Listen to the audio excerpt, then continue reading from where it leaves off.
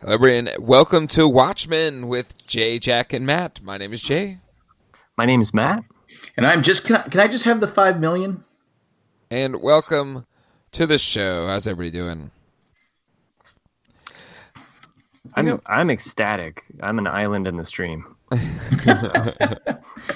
There's definitely vibes of leftovers in this show, and the opening to this episode definitely smacked of leftovers for me. Oh, it was definitely leftovers. What about you, Matt? Did you get that feeling? I don't know if I got the leftovers vibe, but I definitely got that Lost vibe at the very, very end. Yeah. Yes. Yeah. Sorry, not to jump, but we do jump around. Spoiler alert, yes we do. But yes, we had a man who was in a wheelchair be able to stand up and walk. He can walk? You just ruined this podcast for me. Thanks, Matt. On episode 4, no less, right? Because Yeah, Walkabout was 3 or Yeah. 4, depending if you count the pilot as 2 episodes or not. But, yeah, a lot of... There was, like... It's classic Lindelof where there's a lot of answers, but then there's a lot more questions. And this one definitely felt like introducing new characters, plus a bit of setup.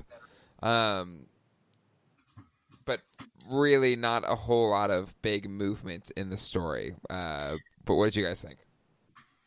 I like the part that said, if you don't like my story, write your own. Yes. Yes, the title, yes. I thought that was hilarious. I did laugh out loud. And when they did the title, they kind of struck out the word, or there was a line through the words "my story right." So it would read, "If you don't like your own," which is kind of an interesting like play on the if you don't like my story, write your own. That line is also a quote from the book that Cal is reading later in the episode. He's reading "Things Fall Apart." So, okay. And before we began podcasting, that was the one thing that I was kind of researching a little bit about that book, about that story. I wish I could say that I've read it, but I have not. Matt, you couldn't read that in the 10 minutes between when the episode ended and we were getting ready to record the show. You need to take the Evelyn Wood School of Speed Reading. No kidding. I did read the Wikipedia synopsis, and I recommend for any listeners that want to know more, because I feel like I would butcher even just trying to paraphrase what happens in the story. There is some interesting things, though, and Angela kind of hints at one of the biggest things is that the main character hangs himself in the end to avoid being tried in a colonial court. So I guess the reference there of the hanging kind of coming back into this book that is definitely referenced. There's some other kind of loose connections that you could make, I think, to some of the things that are going in Watchmen. So again, for listeners that want to know more, I would check that out. The book also, if you're familiar with the Roots, they named their album "Things Fall Apart" after this book. So it's got a lot of. It's a very famous book. So the one you didn't read. The one I did not read. Okay. I blame my educational upbringing. So Okay. Yeah, I blame mine as well. You're 47. You've had plenty of time to read the book. My father. Fake news. My father wasn't a big reader. He mainly read the funnies in the newspaper, as he called them. The funnies. I never called them the funnies. The funny papers. Who said it was you? Was I the Godfather? But yeah, nice book lesson there, Matt. With Lost, we used to have book clubs, and people would like read the book and kind of dissect it and stuff like that. So again, it's cool that the hallmark or a touchstone of a Damon Lindelof show is reference to other art, whether that's actual art or written story. And it's good to kind of see that continue on here on this show, which he didn't really dig too much into the leftovers, if I remember correctly, save for that article about Egypt, but in National Geographic. Yes. But still, thank you, Matt, for doing that research and Thank you, leading Matt, off for with almost reading the book. I was trying to figure out what Ma Clark was reading there at the very beginning. I could not read the book, so I don't know. I guess by next week I'll find out in the Easter eggs. I thought it was green eggs and ham. Well, before we get into any more stuff, let's take a quick moment to thank the people that make this show possible. Our patrons over at patreon.com/JayandJack. The Watchmen podcast and all of the other ones on the Jay and Jack network are listener supported. That means whether our listeners contribute $1 or more a month, all of that goes to support our podcasters, hosting fees, websites, all of that kind of stuff. All of the team members that help support the production of these shows. All of that comes from listener support, just like you. So if you'd like to donate today, head over to jayandjack.com and click on the Become a Patron link. All right, gentlemen. This one does start off with, this kind of little quaint farming story between a couple, childless couple, and we're introduced to, was it Miss True? Yes, Lady True. Lady True. Can I ask a question? A very interesting proposal. Can I ask just one question? Yeah. Okay, so you have Mrs. Clark sitting out there with all her eggs. One car goes by and then she gives up. Well, maybe that was like, she was out there for 7 hours or something. Is there only one car that's coming down that road? I mean, it is Oklahoma. He didn't want the eggs. I guess I got to go and break them. Yeah, I mean, again, she knows her market, and I'm not questioning. I guess I am questioning. Yeah, you are kind of questioning it. It seemed like a quitter, but But anyway, thoughts here on this opening sequence, because it's kind of very intense and kind of crazy. She genetically made a son for them, plus giving them $5 million, which I thought was a little low, honestly, of an offer. I'd be like, how about $10 million? But that kids are expensive, especially when you're not selling eggs. I think you'd run out by the time they're like 16. I'm not sure. Anyway, I thought there was an interesting connection where she talks about blood equals legacy, and immediately I was thinking about before we were even introduced to it, but the whole idea of Angela's blood being connected to Williams, and this idea of legacy, and what travels through the DNA or what have you. So, well, to quote Hamilton, legacy is planting seeds in a garden you'll never get to see. Anyway, but it seems like this whole thing was a play just to own these 40 acres for this meteor or whatever it was that fell on that property, right? So the question that I have is, what's that meteor? It's definitely Superman. Maybe it's in the name, Clark's. That's true. Oh, good call, Matt. That's true. Right. God, nice job. No, that's just what it reminded me of. You got this farm couple, they're adopting a kid, and then you got a meteor crash. It's all right there. Why was the dad so anxious to have the baby opposed to the mom? It's a son. Okay, but did she know did they know it was a son at first? Yeah, she said it was. Okay, all right, because he was like gung ho, and maybe because she didn't carry the baby. Maybe, or maybe she's just the more. I'm just saying she just felt more standoffish about the deal until the $5 million kicked in. Well, here's the thing: it doesn't matter the sex. Generally, out of a couple, and sometimes in both people, but one of them is the more sensible. Maybe one of them's the more emotional. Maybe in this situation, it's the husband's not a quick thinker and under pressure, and just kind of quickly. Makes impulsive decisions, and Mrs. Clark, she's the one that's like, hold on, this is too good to be true. This is making a deal with the devil here. So I think she's just being a sensible person, because I think there is a little bit of F you, get off my property. Like, who the hell are you? Well, could she have got the deal done with just the $5 million? Or are they telling us that this baby being made may be being the reason why we see other babies later on. Maybe Sure. there's a connection there. Maybe that's why they had the baby in this whole deal in the first place. No, I mean, I think it honestly was trying to like make the deal for them. Like she was making a pitch, and that was her pitch. And you gotta remember too, Jack. Like not everybody's like you, where you didn't want to be a father and were resentful of your children the entirety of your time being a parent. True, but if I had the $5 million, it'd been a lot easier. So I mean, it put a smile on my face. But so yeah, I think that's the red herring. That's distracting us from I think the main thing out of here, which is what that asteroid was.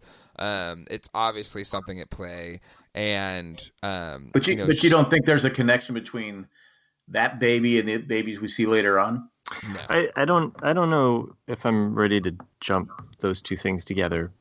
I don't think those are babies. First of all, you're talking about the things that Adrian made. You broke. I couldn't hear you. I couldn't hear you. Broke up. Okay, so you're saying I don't think those babies that he put in the human microwave or whatever would probably classify as actual babies. They're obviously separate, like clone things. So okay, I don't think they're connected. He says he didn't create them. True, but wow, Jay, it's like all life is precious, man. Not according to I like Adrian going Veek, fishing. He just killed I like all going those fishing dudes. for babies. Okay, it has to be one of the weirdest scenes of this whole episode, though, right? Yeah. Especially an episode with like eggs everywhere. Yes. Like it starts with eggs. We also see Angela like scrambling up some eggs, like baby eggs. I mean, it just. But Jack, I do think there is a connection there, in that Lady True seems to be a follower, admirer of Adrian Veidt, and she's obviously made advances in genetic sciences. So maybe she did, set up those things, but I don't think those things that he made are fully human. Well, I'm not saying that. I'm just saying that is there a connection? Yeah. Is there some kind of connection there? I think there absolutely is. I think, it's very easy to say maybe she even like kind of banished or tricked Adrian to kind of banish himself to wherever this other dimension is. And it may be connected to, whatever this big clock tower thing is. But right. That remains to be seen. But I think that we haven't really landed on everybody's theories on what that asteroid is. Or is that Adrian coming back on from the other side? So the whole timeline here is what I was trying to figure out with this meteor crash, because it's mentioned while she's talking to Katie Clark there, where she mentions like, oh, you arrived a year ago, and you're building this big clock, and she says that it's more than just a big clock. So it just kind of had me wonder, like, okay, was there time that passed from this meteor crash, or did this meteor crash happen in real time? Because there's definitely some time distortions happening in all of these like little bits of story that we're getting. Yeah, we don't know. Like, we don't know where Adrian's time is, or timeline, and we don't know what that opening scene is, because it did, not to my knowledge, we don't see any other connection to the main story, which is really the main one with Angela and the hanging of Chief Judd. Is all within a couple days, right? So we don't know where this opening scene falls, to your point, Matt. Yeah, because when they do the after the title, you kind of see time pass, and all of a sudden, like I don't know. It almost seemed like there was an overlay of that place, like, and I don't think that actually happened there, but maybe, how would they have built that in that fast? I don't know. There's just something happening with the time, and I can't wrap my mind around it. Well, you even had the hourglass, so. True. Yeah, the 3 minutes. 3 minutes in your time. Well, Lady True obviously knew the meteor was coming at a certain time. That's why she had the hourglass. And she knows how to broker a deal. Yeah. I will just destroy the baby. Yeah, that was pretty funny. I thought it was funny too. Yeah. Anyway, my theories, Agent V. Any other theories before we move on here? Because you guys haven't been biting on my offer.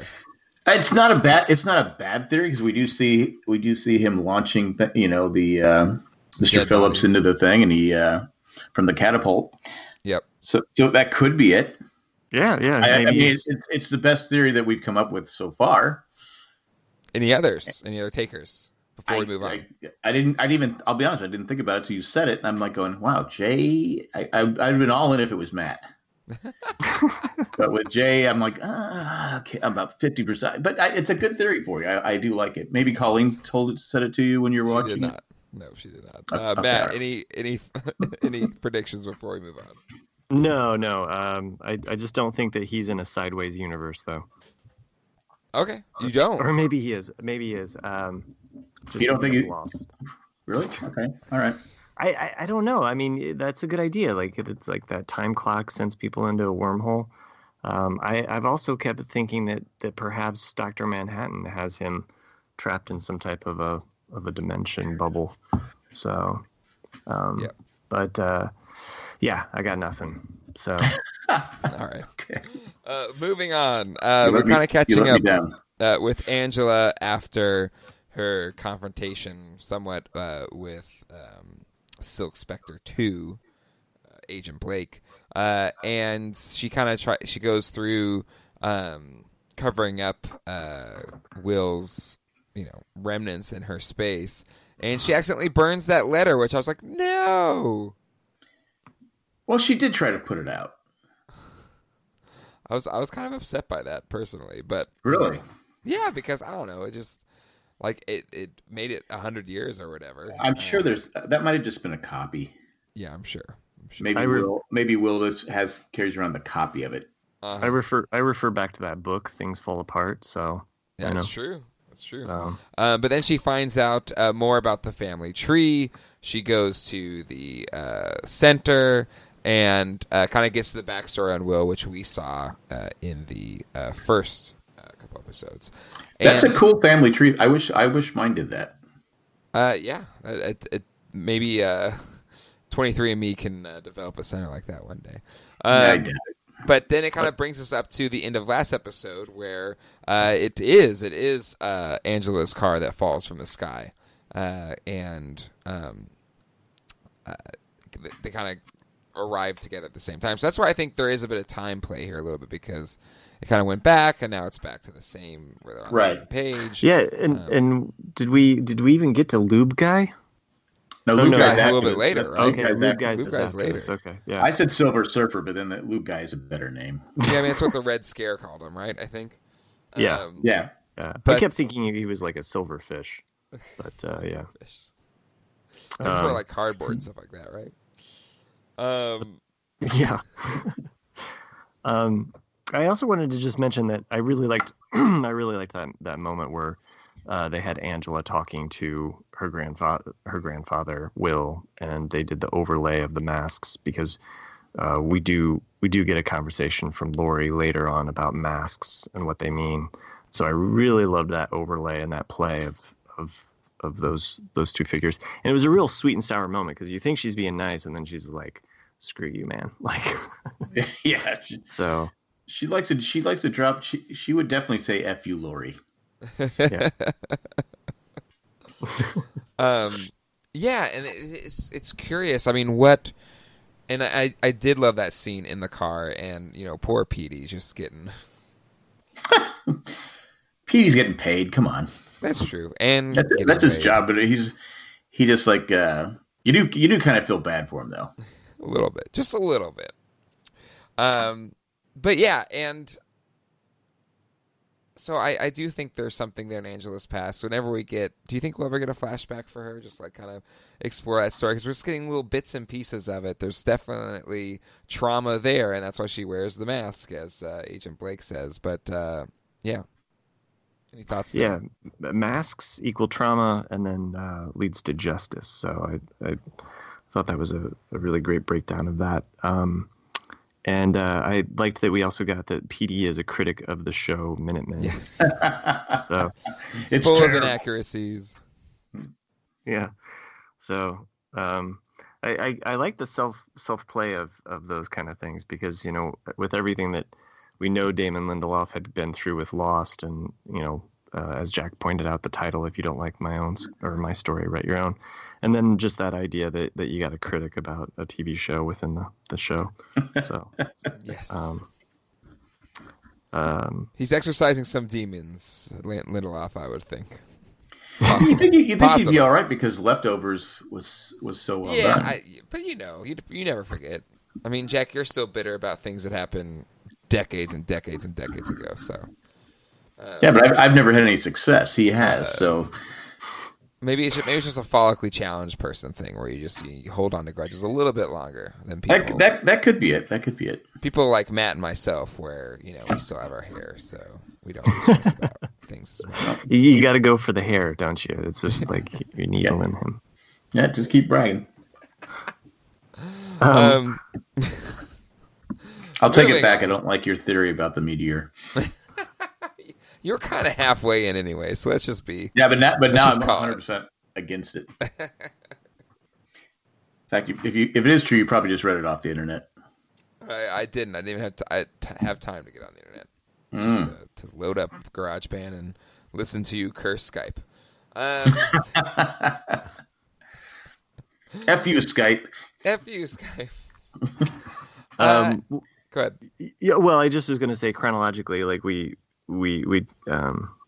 kind of talking about the whole moment with her grandfather, but then she comes home, she crashes in Topher's bedroom, and we don't really understand time-wise like what's going on, but I like how they, like, story-wise, and you're right, Jay, like this episode was more about character building and setting things up. We had kind of a big showcase moment, I think, in the last episode with the bomb and that action piece, but we're seeing it's a little bit more real world here, where we're seeing the ramifications that would traumatize any kids. So I think that's why we see Emma and Rosie with Cal, but then Topher's in his bedroom trying to convince himself that he didn't see that. And we get that sweet moment where Topher's offering her the stuffed monster. So I don't know. It's just a nice, like, I think it just brings the trauma a little bit more, like, to the forefront. Like, yeah, this is what these characters just went through. Like, so I don't know. Nice that the writers are at least keeping that thread going, and even though we are jumping around with a lot of different stories here. So yeah, no, I think it's a great call out, and again, a good character development moment for sure. So Agent Blake here, Laurie Blake.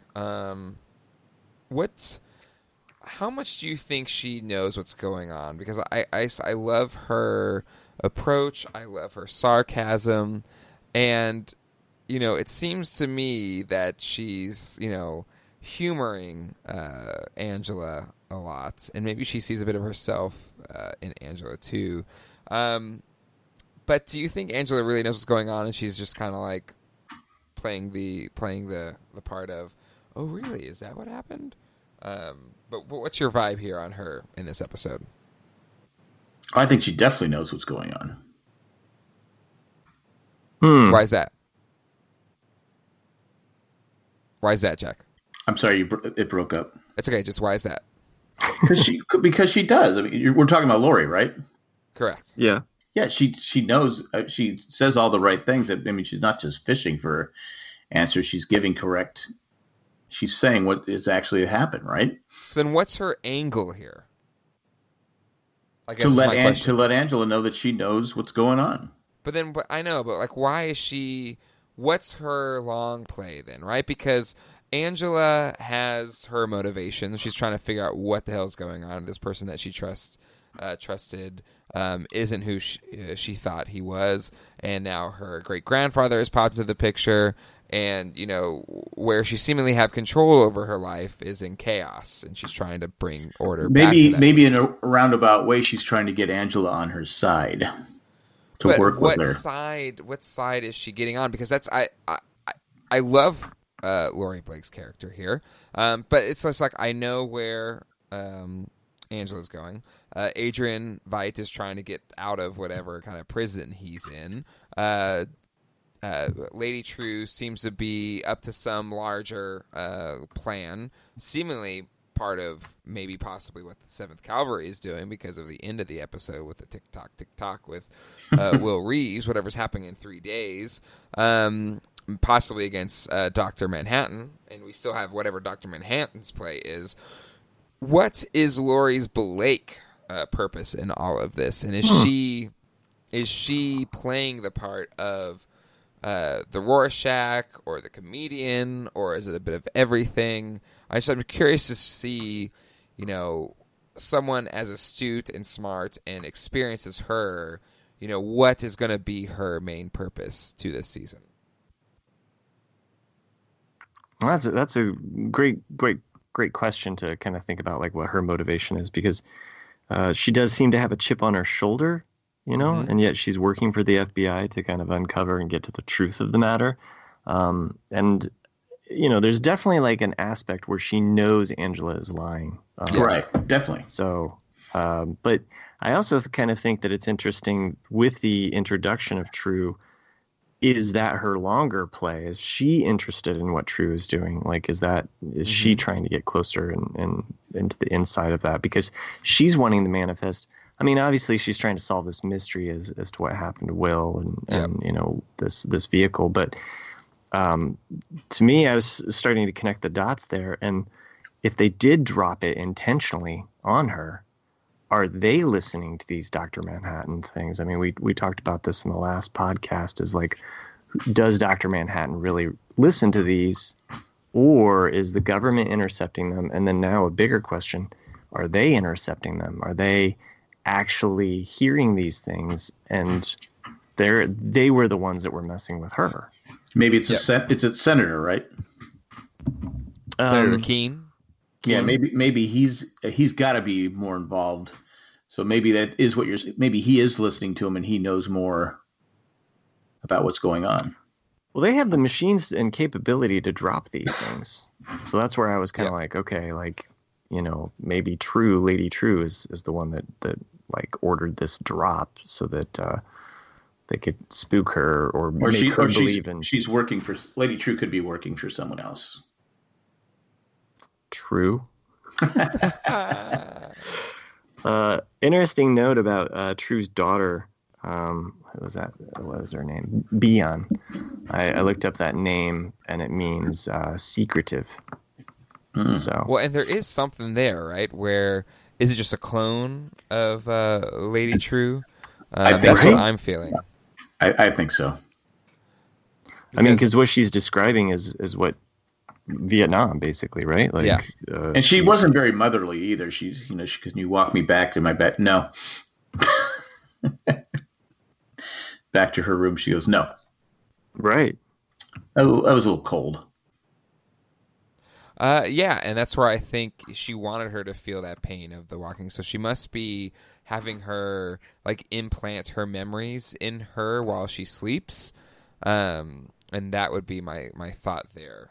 I would agree with that. To kind of like when she's talking about legacy, her legacy is like, being it's that one thing that rich people want to solve all the time is how to live forever. Like, life's so dope, I want to live forever. I think poor people want to do that too. I mean, it's kind of universal. But I'm saying rich people can afford it, Oh, okay.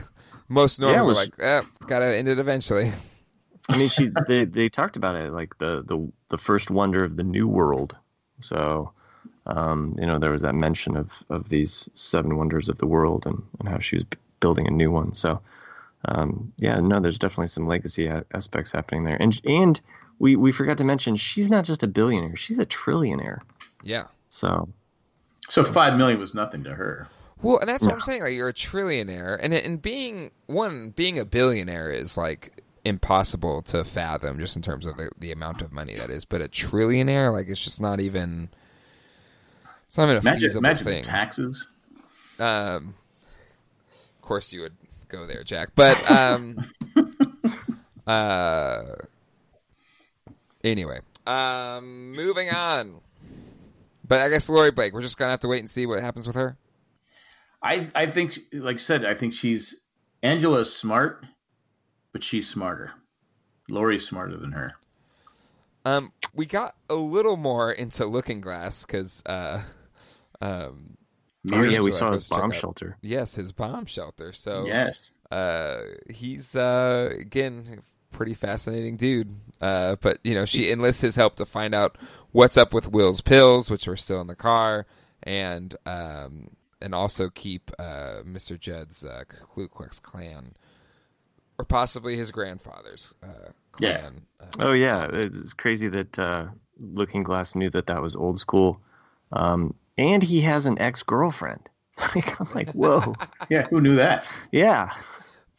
Well, clearly, he was normal once upon a time. We don't know. Trauma, possibly. Right? He's wearing a mask. There's past trauma. Yeah, and are we getting like a very heavy Rorschach vibe from Looking Glass? Yes, I have from the beginning, for sure. Yeah, for sure. But he's not. He doesn't seem as mentally unstable and awful as Rorschach is, though. Well, yeah. I mean, he clearly. That we've seen. Yeah, but he had a girlfriend for a period of time. Rorschach probably has never had a girlfriend, so yeah, exactly. That's why he's so uptight. And I assume that Sister Night dumped the wheelchair. That's what she did. That's when Lube Guy saw her dumping the wheelchair. It was chopped up in that duffel bag, and then she chases him, and then he lubes up, and he slides into the thing. So what is this scene? It's kind of out of left field. Is this going to come back to whatever, or is this just to say Tulsa's losing its grip on the authority because more vigilantes are showing up? Yeah, it reminded me of the Mothman people that were just flying around videotaping stuff. It seemed like this person was clearly spying on her. So I actually initially was like, "Oh, is Lori spying on her?" But I don't think that this Loop guy has anything to do with Lori. My thing is, you go into this. If you've ever seen one of the sewer drain things, there, it's only 3 feet deep. I mean, as you slide in, I mean, it goes down. But how did he slide? Did he just slide in and turn himself down? I mean, I was a little confused on that. It seems to me he's a pretty tall guy. He just would have hit the edge of his feet would have hit the wall of the. Well, I'm sure he. Well, you would just go down bend your put your legs down immediately and then just kind of slide down.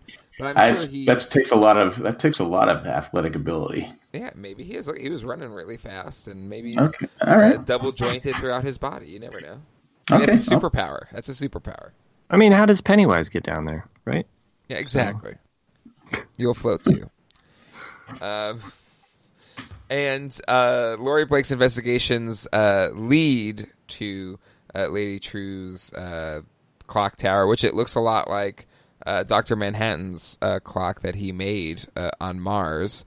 So it seems, she is connected or possibly obsessed with Dr. Manhattan just as much as Adrian Veidt is.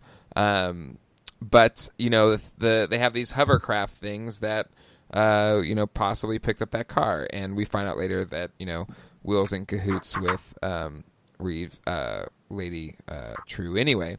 But, any other things here for Lady True? So she bought land to get this meteorite.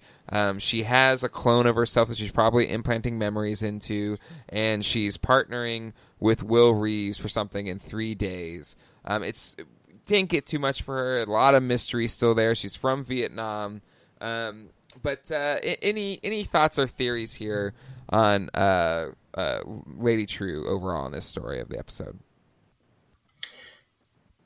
I don't know, but I'm going back to it just thought something about the meteor. She buys the land. I mean, it hit far enough away. Would the Clarks have heard it hit?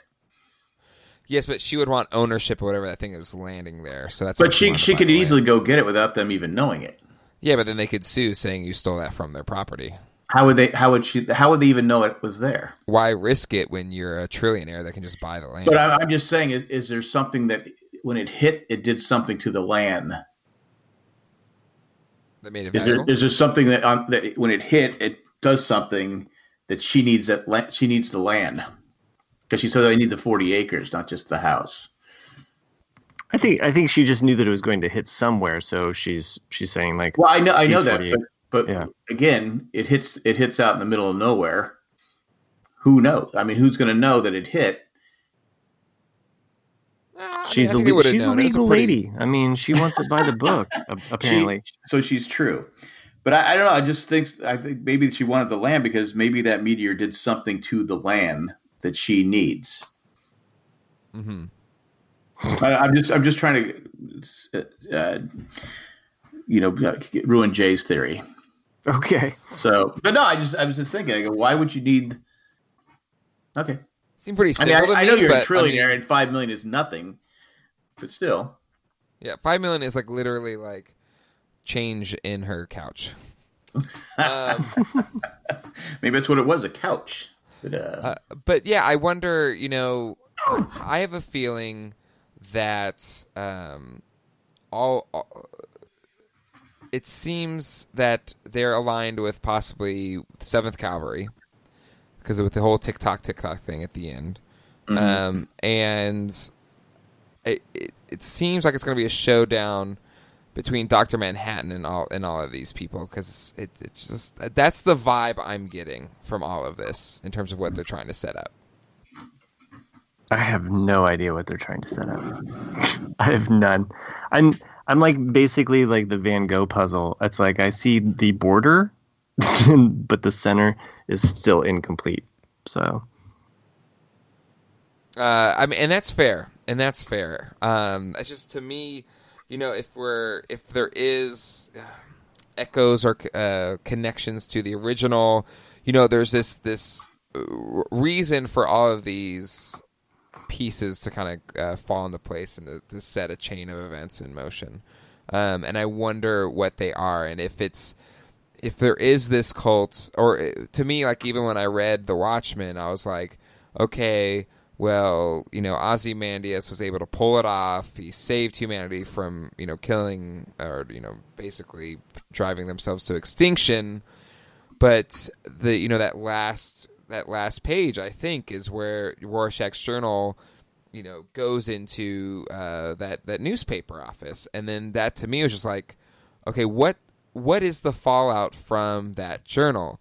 And to me, it seems, or if I would make a sequel to The Watchmen, it would be that fallout, or what is the response for the cover-up that led to this giant squid event. And that's, to me, where 7th Cavalry is trying to get to that place, even though they've, taken a lot of other bad aspects of what Rorschach's mind had, and possibly Lady True here. And then Ozymandias is trying to get back into the game, and maybe this is a pushback against Dr. Manhattan, who's like this omnipotent god now on Mars. So that would be kind of my angle, maybe where this is all trying to go to is maybe, showing the truth and kind of flipping back whatever wrongs possibly were done at the end of the Watchmen comic. Have either of you listened to the official Watchmen podcast, by the way? I have not. No. Okay. That's all right. I mean, I did ask you guys to, but whatever. Did they answer this? Am I just saying stuff that doesn't No, I just there's something that they I did listen to that. Go ahead. Well, there's something that he brings up about the idea of the first Watchmen dealing with nuclear holocaust and destruction, and then where he wanted to take it with race, and obviously that's like a big theme that is throughout the season. So I just thought it was interesting that he brought that up and how that is a backbone structure to perhaps one of the topical issues that he's wanting to deal with. How do you handle something like race, and is there really a doomsday clock that can solve that, or is this doomsday clock something completely different altogether that we just don't see yet? So anyway, it was just, there's some really good stuff in there. So, and for those that haven't checked it out yet, I would definitely it's worth a listen. Hearing Damon Lindelof kind of talk about. Basically, they kind of talk about the first 3 episodes and some of the themes that go into creating this season, and also talk about masks. So, anyway, back to this podcast, though.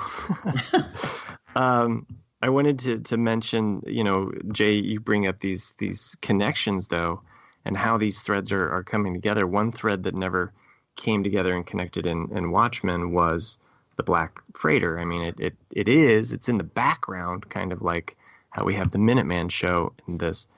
However, Veidt's story also reminds me of the Black Freighter, specifically with the end of his storyline in here, where he's talking to his workers and he's kind of using them as the dead bodies that are used in the Black Freighter to get as a vessel to get off of the island that he's in. Mm-hmm. So islands in the stream. Maybe he is this island in the streams. Dead bodies all around. So, but yeah, I mean, he's using their bodies as a way to get out of wherever he is. So, just. And I didn't mention it last week, but the cake had 3 candles on it, and it was clear that he had 4 candles on it this week, and he even mentions that he's been there for 4 years. So yeah. Clearly his story has been taking place in a whole other timeline. So anyway, just good catch, Matt.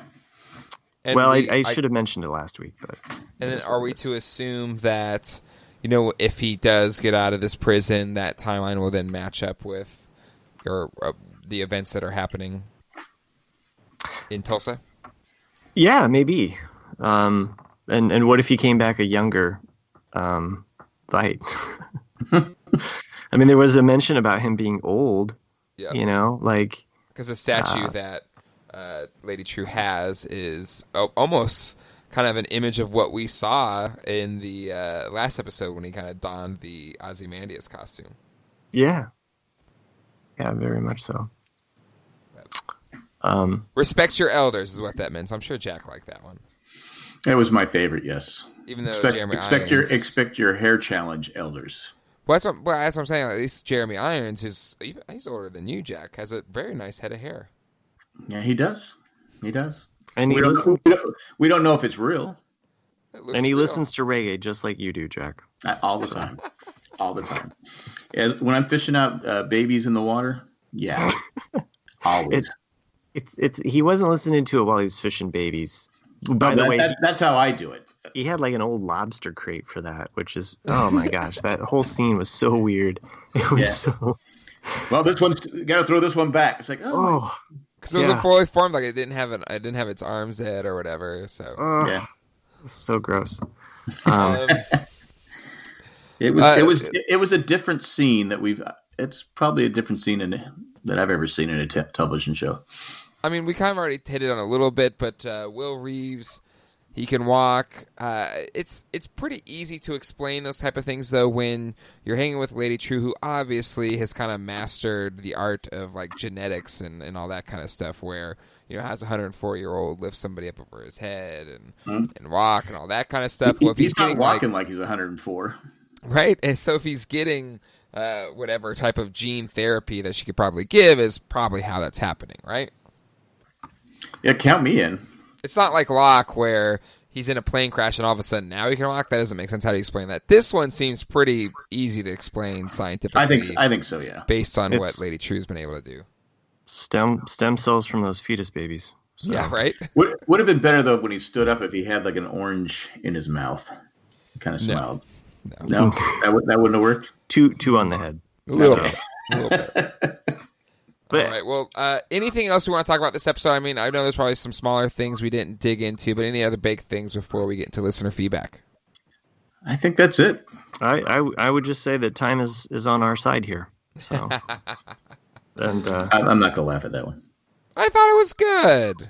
That was a good charity laugh, Jay. Oh, come on, it's how it ended the episode. Yeah, exactly. I'm just giving you a hard time. We get tick tock, 3 days, and then time is on our is on my Ah. side. Irma Thompson, 1964 version there. So, Well, way to look it up. Wow, look at that.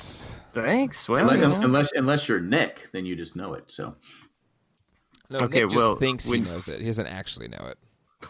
you know, when you guys were watching Game of Thrones and you saw that nudity symbol, you were like, oh, okay, we're getting some nudity in this one. Except with Watchmen, you're like, whoa, that's kind of weird. yeah. Recreated, like, not really human nudity. Yeah, exactly. Anyway. I just whatever. Anyway, Okay. Moving on. We have some listener feedback. Before we get into that, we want to take a quick commercial break. Here we go.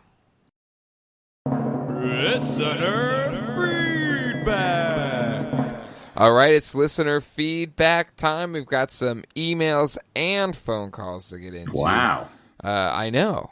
It's a big day. A big day in the neighborhood. First up, let's do the emails. We got one from David Gott. This is about episode 3. He's always behind. Yeah, he just sent this like a day ago, too, so it's not like he just missed the cutoff. No, he's like a whole week. Anyway, this episode really turned a corner for me. While I did enjoy the first 2 episodes, but they lacked the highly stylized storytelling that was so prevalent in the original comics. That changed this week. The use of Laurie's joke to frame the story felt like it came right out of the comics. I think I may be beginning to see some interesting plot directions. The original story began with the death of the comedian, followed by the discovery of a hidden portion of his closet. Similarly, Judd was killed and a secret compartment found. The original story more or less centered upon why the comedian was killed. Is the new story focused on why Judd was murdered? It seems so. In the original, the comedian was killed because he knew the truth of what Adrian was up to. Was Judd killed for a similar reason? Is the clan outfit a misdirect? Was Judd, like Eddie, a deeply flawed person, killed for the worst reason? I'm not totally sold on the idea that Judd was somehow in league with the 7th Cavalry. I suspect the 7th Cavalry is being manipulated by some third party, Vite, who's using their hate to achieve some other yet unknown goal. Laurie seems to embrace her heritage, emphasized by her taking the last name Blake. The use of her telling a joke to John seems to further emphasize the point. But the comedian never told jokes. Who told a joke in the original? Rorschach. When Laurie finished her joke, she says, roll on snare drum, curtains, good joke. When Rorschach finished his clown joke in the original, he says, good joke, everybody laugh, roll on snare drum, curtains. The callback in the new series is obvious. What that means to me is that Damon is telling us Laurie is the person in the story who sees the bigger picture and is investigating it as Rorschach did in the original. What is Laurie's true motivation? Is she truly committed to stopping mass heroes? Is she trying to find / liberate Dan? The presence of the owl seems to indicate that she has not left him emotionally. Anyways, just some ideas. Great podcast. Got. Good email, Gott.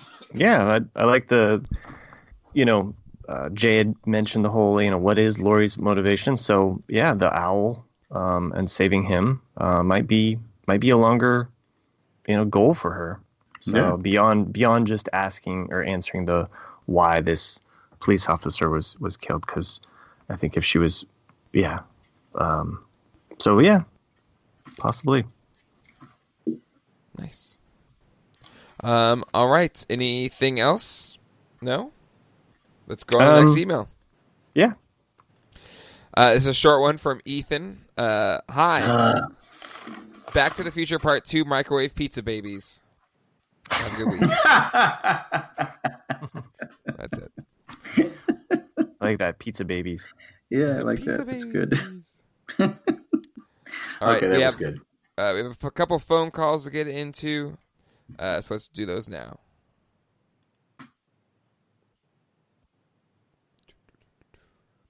Clicking on the button, taking a second. Here we go. Hey, fellas, this is Ralph calling from Anaheim. Been watching Watchmen, and I've been catching up on your program.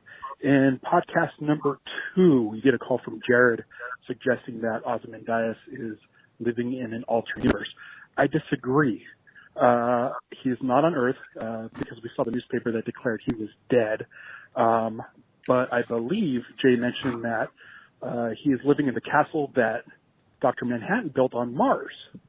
And I believe, based on episode 3, with Ozymandias using Philip to try to escape the atmosphere, I believe that Dr. Manhattan is the groundskeeper that is watching over Ozymandias on Mars.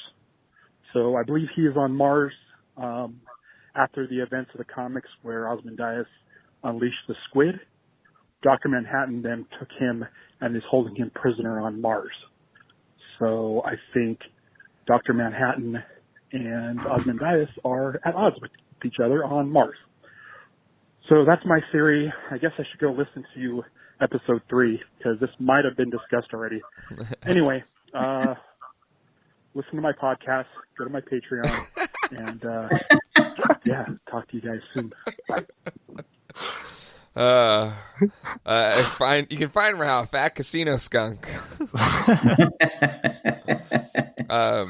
Anyway, no, I think I like the theory. I do. I think it's I never even thought about him being on Mars. Did we ever talk about that? Yeah, we said it could be Mars. Did we? Yeah. Okay. Right? Did we say that, Matt? Or it's been talked about? I don't know. I just thought it was like just right there. It was just like so obvious.